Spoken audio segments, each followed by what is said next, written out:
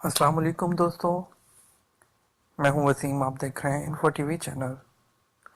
امید کرتا ہوں آپ سب خیریت سے ہوں گے۔ یہ سلسلہ ہم نے شروع کیا ہے کچھ قانونی ایڈوائس کا۔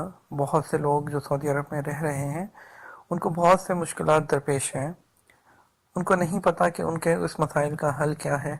ہم نے چند مسائل کو جو ہے وہ حل کرنے کے لیے جو ہے کچھ سوالات سلیکٹ کیے ہیں، اور اس پہ ہم مرحلہ وار جو ہے وہ ویڈیوز اپلوڈ کریں گے۔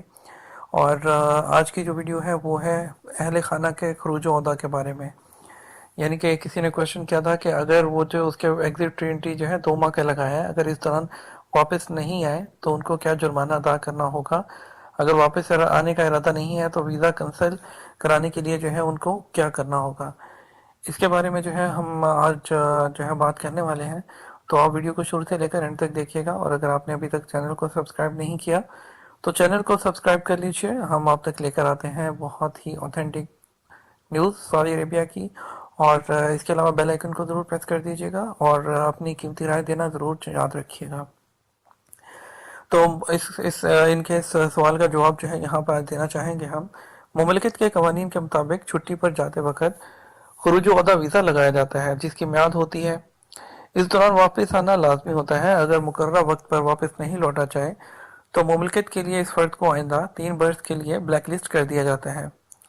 وہ کسی بھی دوسرے ویزے پر مملکت نہیں آ سکتا۔ خروج و عودہ ویزا کینسل کرانے پر کسی قسم کا فائن نہیں ہوتا ہے، اور اس سسٹم کے تحت ایگزٹ انٹری ویزے کی جو مقررہ میعاد ہے مکمل ہونے کے 2 ماہ بعد ہی وہ سسٹم سے از خود خارج ہو جاتا ہے، جس کے لیے جوازات کی مخصوص اصطلاح خروج ولم یاد یعنی مملکت سے جانے کے بعد واپس نہیں لوٹا استعمال ہوتی ہے۔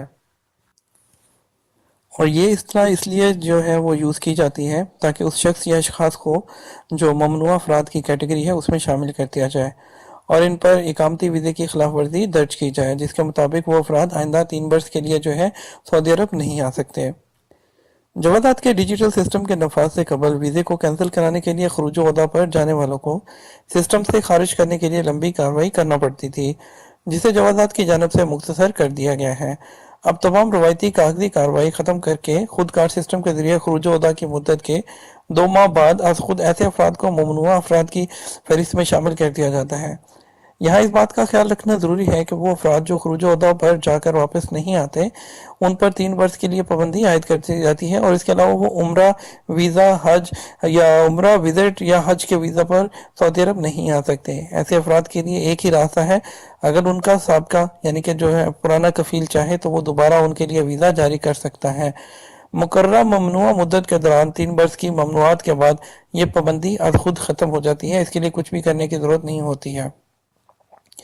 تو یہ تھی آج کا جو ہے آپ کے لیے لیگل ایڈوائس، جو آپ کے لیے جو آپ کے سوال کا جواب۔ تو امید کرتے ہیں آپ کو پسند آئی ہوگی ویڈیو۔ اس طرح کی آپ کے لیے ہم مرحلہ وار جو ہے ویڈیوز اپلوڈ کرتے رہیں، جو بھی آپ کے کویسچنز ہوں گے ہم اس پہ ویڈیوز بنا کر آپ کے لیے اپڈیٹ کرتے رہیں گے۔ تو اس کے ساتھ ہی ہمیں اجازت دیجیے، ملیں گے آپ سے ایک اور لیگل ایڈوائس کے ساتھ ایک نئی ویڈیو میں۔ تب تک اجازت دیجیے، اللہ حافظ۔